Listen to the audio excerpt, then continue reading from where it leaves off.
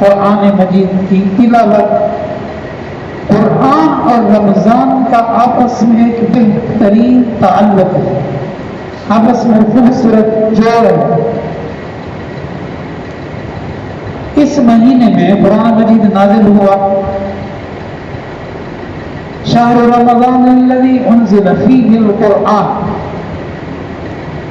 لوح محفوظ سے پہلے آسمان میں بیت العزت ہے، فرشتوں کی عبادت گاہ۔ تو لوح محفوظ سے سارا قرآن مجید اکٹھا وہاں سے نازل ہو کر بیت العزت میں لیلۃ القدر، شب قدر کو یہ نازل ہوا پورے کا پورا۔ انا انزلناہ فی لیلۃ القدر۔ لیلۃ القدر کو پورے کا پورا قرآن مجید بیت العزت میں نازل ہوا۔ پھر وہاں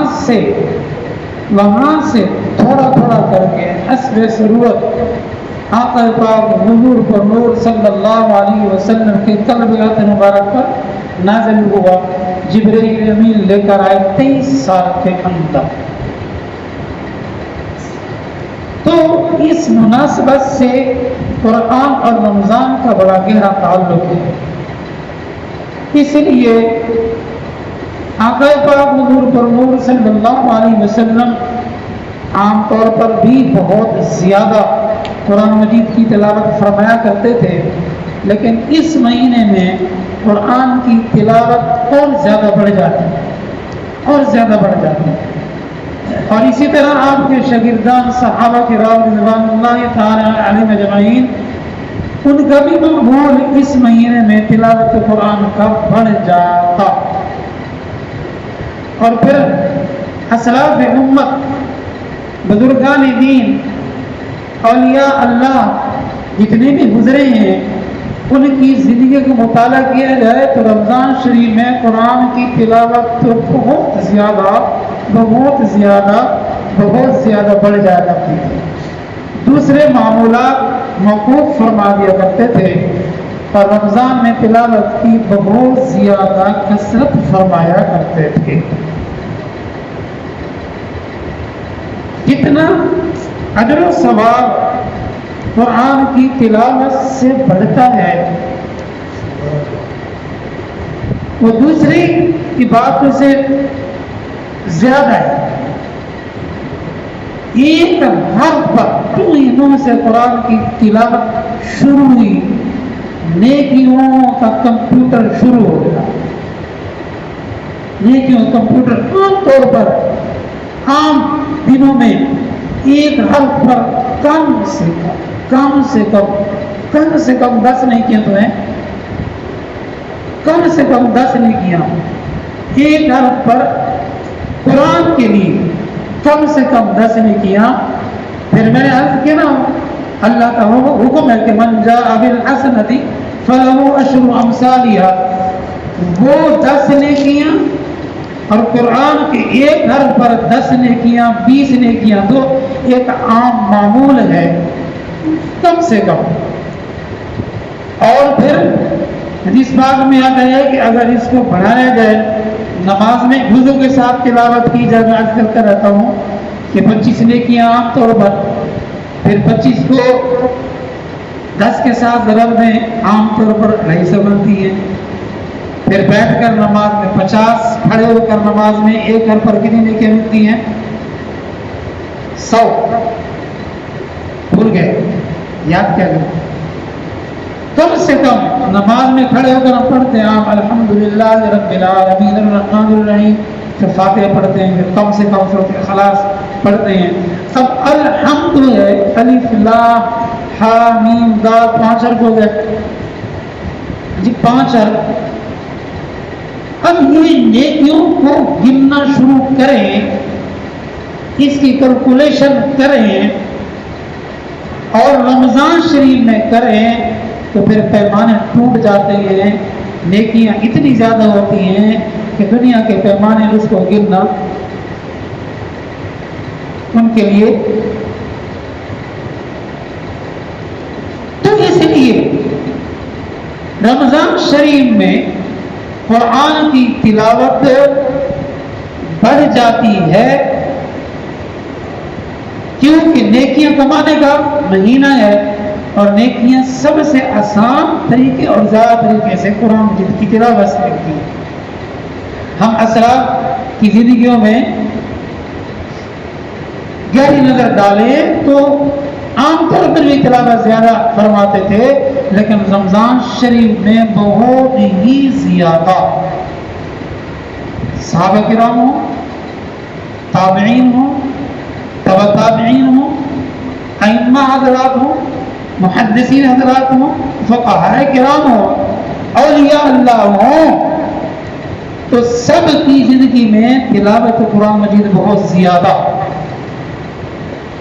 شیخ زکریا ملتانی رحمۃ اللہ علیہ ہمارا قریب ملتان کے اندر ہے، بہت بڑا دربار ہے۔ ان کی زندگی کا معمول تھا کہ 2 رکعتوں میں 2 قرآن مجید تلاوت فرمایا کرتے تھے۔ 2 رکعتوں میں کتنا قرآن مجید؟ 2 قرآن مجید، ایک رکعت میں ایک، دوسری رکعت میں دوسرا۔ معمول تھا، فرمایا کرتے تھے کہ میرا بہترین دوست وہی ہے جو میرے اس عمل کے ساتھ میری موافقت کرے، میرا پیارا دوست وہی ہے جو اس عمل کے ساتھ میری موافقت کرے کہ یہ 2 رکعتوں میں 2 قرآن مجید پڑھے۔ ہم تو سن کر حیران ہوتے ہیں کہ کیسے، ہم سے تو ایک رکوع نہیں پڑھا جاتا۔ اللہ تعالیٰ جب ہمیں توفیق نصیب فرمائے، جب قرآن کی تلاوت کا شوق بڑھتا ہے یا توفیق ہوتی ہے، اللہ تعالیٰ وقت کے اندر برکت ڈال دیتے ہیں۔ ایک کے ساتھ نہیں کہ ایک اللہ والے کے ساتھ ہو، جتنے بھی بزرگان دین ہیں آپ ان کے سوانے اٹھا کر دیکھ لیں، ایک قرآن مجید پڑھنا ان کے لیے عام معمولی حساب ہوتا ہے۔ سعید بن مسیب رحمۃ اللہ علیہ جب قرآن بولتے ایک ہی مجلس میں ایک قرآن مجید ختم کر لیتے آرام سے، آرام سے۔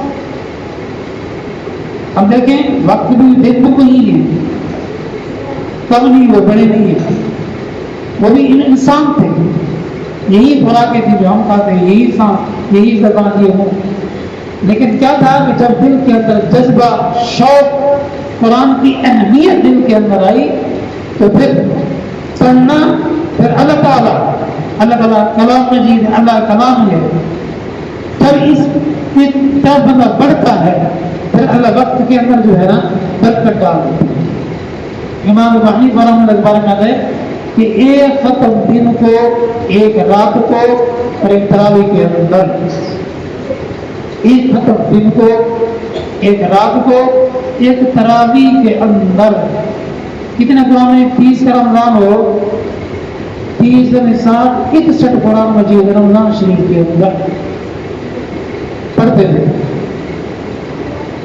اس طرح محدثین حضرات ہوں، ان کا معمول دیکھ لیں یہی ہے، اولیاء اللہ دیکھ لیں یہی معمول ہے۔ عام طور پر بھی اور خصوصاً رمضان شریف کے اندر تلاوت کا شوق ہر کسی کا بڑھ جاتا تھا، ہر کسی کا بڑھ جاتا تھا۔ ہمارے شیخ الحدیث مولانا زکریا رحمۃ اللہ علیہ جن کی فضائل اعمال ہم پڑھتے ہیں، ان کا بھی عام رمضان شریف کا معمول تھا کہ روز ایک ختم مجید قرآن مجید کرتے تھے۔ ان کا معمول اپنا عظیم تھا کہ روز ایک ہی پارے کا، سوا پارے کا جو تراویح پڑھنا ہوتا تھا اس کو بار بار دہراتے، نفل میں پڑھتے رہتے، وہ 30 دفعہ پڑھتے تھے، تو ایک ختم کے برابر ہو گیا۔ تو رمضان شریف میرے بھائی نیکیاں کمانے کا مہینہ ہے۔ اپنی دیکھنا وہ بھی آخر انسان تھے، کام کاج بھی کرتے تھے، ان کے ساتھ بھی پیٹ لگا ہوا تھا، یعنی ہر کوئی اپنا کاروبار کرتے تھے، کاروبار بھی کرتے تھے، لیکن ترتیب اس طرح بناتے تھے کہ عبادت بھی ہوتی تھی، کاروبار بھی ہوتا تھا، کاروبار وہ کچھ سمیٹ لیتے، کچھ مختصر کر لیتے یا کسی اور کسی میں لگا لیتے، لیکن اپنے آپ کو رمضان کے لیے خالص کر لیتے تھے اور نیکیاں کماتے تھے، ان کی دنیا بنتی تھی، آخرت بھی بنتی تھی۔ تو ہمیں چاہیے کہ ہم بھی اپنا وقت نکالیں رمضان کے لیے۔ دیکھیں ان کے ہاں بھی یہی سارے اعمال تھے، قرآن مجید تھا، احادیث تھی، ان کو بھی پتا تھا کہ اللہ بخشے سی، جسے ہم کہتے ہیں اللہ بخشے سی، لیکن ہاں بالکل اس میں کچھ شک نہیں ہے، لیکن دیکھیں جنت کے درجے ہیں، درجات ہیں جنت کے، جب ہم وہاں دیکھیں گے کہ نیکیوں پر درجے کتنے بڑھتے ہیں، پھر ان درجوں کا مقام کیا ہے، پھر ہم حسرت کریں گے کہ کاش ہم بھی زیادہ نیکیاں کما کر لاتے تاکہ جنت میں ہمارے درجے بڑھتے۔ ایک چھوٹی سی مثال دے دو، دنیا کے اندر ہم جس حال پر ہیں ہماری کوشش ہوتی ہے ہم تھوڑا سا آگے بڑھیں، تھوڑا سا امیر ہوں، ہمارے کاروبار بڑھے، تنخواہ بڑھے، میرا اچھا سب کچھ ہو جائے، ہر کسی یہ خواہش کوشش ہے نا۔ اس طرح مرنے کے بعد جنت کے درجوں کو جب دیکھیں گے تو اس طرح حسرت ہوگی کہ تھوڑا سا میرا درجہ اور بڑھ جاتا، اور بڑھ جاتا، اور بڑھ جاتا، اور یہ درجہ بڑھتا ہے نیکیوں سے، اور نیکیاں کمانے کا بہترین یہ سیزن ہے، موقع ہے زندگی میں، اللہ نے چانس دیا ہے، تو کوشش کر کے ہم نیکیاں کمائیں، اور آسان ترین طریقہ نیکیاں کمانے کا قرآن مجید کی تلاوت۔ اللہ تعالیٰ مجھے آپ کو عمل کی توفیق دے۔